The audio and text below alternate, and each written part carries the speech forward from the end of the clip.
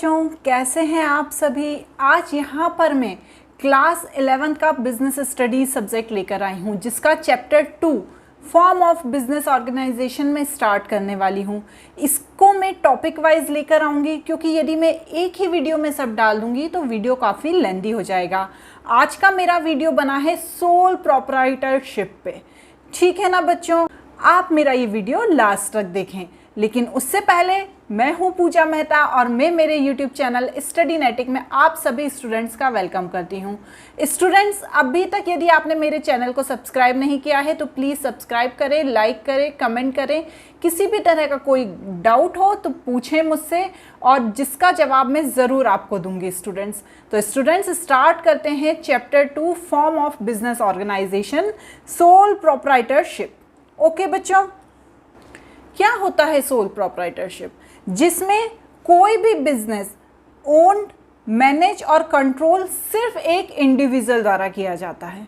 ठीक है ना, एक व्यक्ति अकेला उस बिजनेस को स्टार्ट करता है, उस बिजनेस को रन करता है और उस बिजनेस को कंट्रोल करता है। वो क्या कहलाती है? सोल प्रोप्राइटरशिप बच्चों।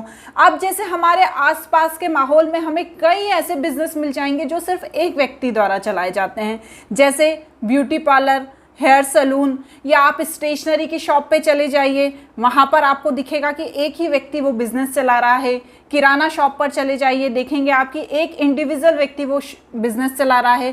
तो जब कोई इंडिविजुअल व्यक्ति, कोई एक अकेला व्यक्ति कोई बिज़नेस को रन करता है तो उसे सोल प्रोप्राइटरशिप कहते हैं बच्चों।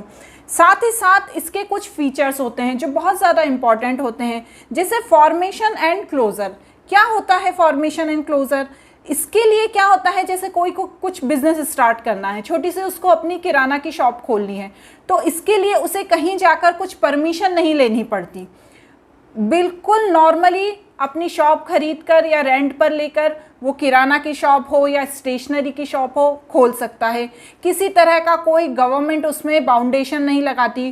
कुछ चीज़ें ऐसी होती हैं जिनमें बाउंडेशन होती है और गवर्नमेंट से परमिशन लेनी पड़ती है। जैसे हम कोई फ्रेंचाइजी ले लेते हैं किसी चीज़ की, जैसे रामदेव बाबा की चीज़ों को की दुकान हमको खोलनी है तो उसके लिए हमें जाकर उससे परमिशन लेनी पड़ती है। लेकिन वैसे इसको बिजनेस को खोलने के लिए किसी भी तरह की कोई परमिशन की ज़रूरत नहीं पड़ती है। आप नॉर्मल कहीं पर भी अपना सोल प्रोप्राइटरशिप का बिजनेस स्टार्ट कर सकते हैं।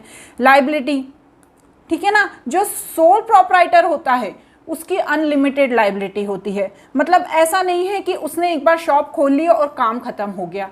उसको बहुत सारी चीज़ें देखनी पड़ती है कि उसकी शॉप पर माल आया कि नहीं, किससे पैसा लेना है, किसको पैसा देना है। चूँकि वो अकेला उस बिज़नेस को चला रहा है तो सारी जिम्मेदारी जो होती है उसी के ऊपर होती है। नेक्स्ट होता है sole risk and profit receipt. Risk of the failure of business is borne all alone sole proprietor. देखिए, उसने कोई शॉप खोली, ठीक है, किसी व्यक्ति ने किराना की शॉप खोली। अब हो सकता है उसकी शॉप चले, हो सकता है उसकी शॉप ना चले, लोग उसकी शॉप से खरीदने कुछ ना आए। तो जो रिस्क है उस शॉप को खोलने का वो किसके ऊपर है? पूरा उस इंडिविजुअल के ऊपर, क्योंकि उसने अकेला वो काम स्टार्ट किया है। तो यहाँ पर जितना भी रिस्क होता है वो एक अकेले का होता है और हो सकता है कि उसकी शॉप बहुत अच्छी चलने लग जाए। तो जो प्रॉफिट होता है वो भी अकेले उसका होता है, उसे किसी के साथ बांटना नहीं पड़ता। यदि उसकी शॉप अच्छी चलने लग जाती है तो जितना पैसा वो अर्न करता है वो उसी के पास रहता है। नेक्स्ट होता है कंट्रोल। जो कंट्रोल है, कौन सा सामान कहाँ रखना है, किस एजेंट के थ्रू सामान मंगाना है, कौन से माल को रखना है, कौन से माल को नहीं रखना है, सारा जो कंट्रोल है उसी के पास होता है। ठीक है ना, तो ये सोल प्रोप्राइटरशिप का बहुत अच्छा एक बेनिफिट होता है। इसके बाद क्या होता है? Lake of business continuity. लेकिन यदि किसी बिजनेसमैन की डेथ हो जाए या किसी तरह की कोई उसके साथ दुर्घटना हो जाए या किसी तरह की उसे शारीरिक कोई प्रॉब्लम हो जाए तो क्या होगा? उस कंडीशन में वो बिजनेस बंद हो जाएगा, क्योंकि वो अकेला ही उस बिजनेस को कर रहा है। यदि उसके शरीर में क्षमता ही नहीं रहेगी उस बिजनेस को करने की तो वो बिजनेस कैसे चलेगा? तो इसका एक फीचर ये भी है कि यदि इंडिविजुअल को कुछ हो जाता है उस स्थिति में वो बिजनेस बंद हो जाता है। अब इसके कुछ मेरिट्स भी होते हैं। क्या मेरिट्स? मेरिट्स मतलब लाभ। इसके मेरिट्स होते हैं क्विक डिसीजन मेकिंग। वो अकेला उस बिजनेस को चला रहा है, जैसे एक ब्यूटी पार्लर है, किसी ने ब्यूटी पार्लर खोला है, अब वो अकेला उस बिजनेस को, उस ब्यूटी पार्लर को चला रही है। अब वो ये चाहती है कि उसके साथ साथ वो कुछ ब्यूटी प्रोडक्ट भी रखे, तो वो अपना डिसीजन खुद ले सकती है और ब्यूटी प्रोडक्ट भी सेल करना चाहे तो कर सकती है। तो यहाँ पर उसे किसी को पूछना नहीं पड़ता है। सेकेंड होता है कॉन्फिडेंशियली इंफॉर्मेशन। सारी जो इंफॉर्मेशन होती हैं वो कॉन्फिडेंशियल रहती है, मतलब किसी के पास लीक नहीं होती हैं।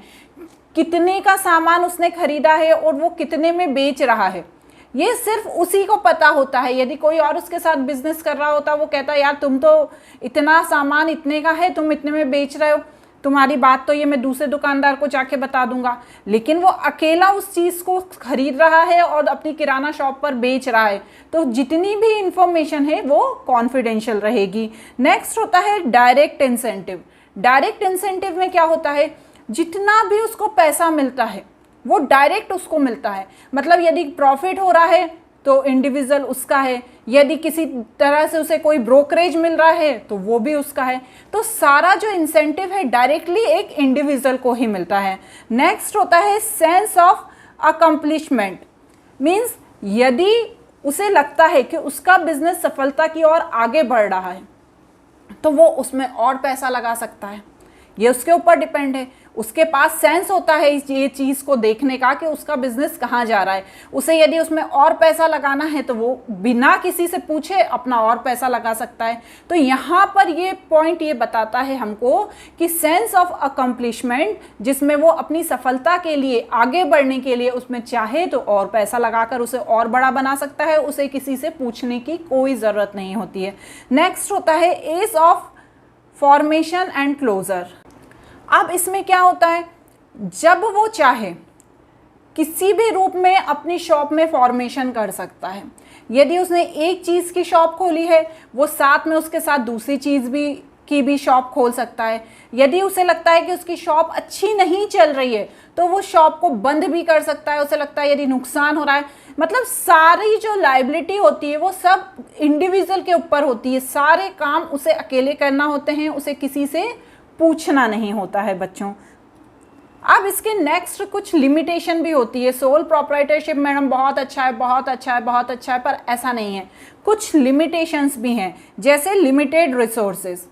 अब वो बंदा अकेला अपना बिजनेस स्टार्ट कर रहा है, उसके पास लिमिटेड रिसोर्सेज हैं, उसके पास ज़्यादा पैसा नहीं है।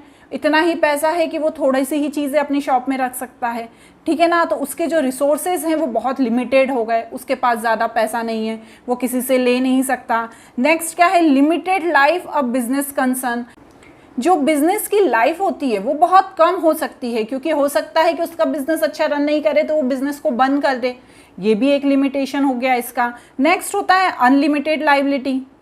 यदि अपने बिजनेस को स्टार्ट करने के लिए उसने बैंक से कोई लोन लिया है तो वो लोन चुकाने का दायित्व सिर्फ उसी इंडिविजुअल के ऊपर है, क्योंकि वो सोल प्रोप्राइटर है उस बिजनेस का, तो उसे ही अपने बिजनेस का लोन चुकाना पड़ेगा, जिसके कारण उसके ऊपर बहुत सारी लायबिलिटी आ जाती है।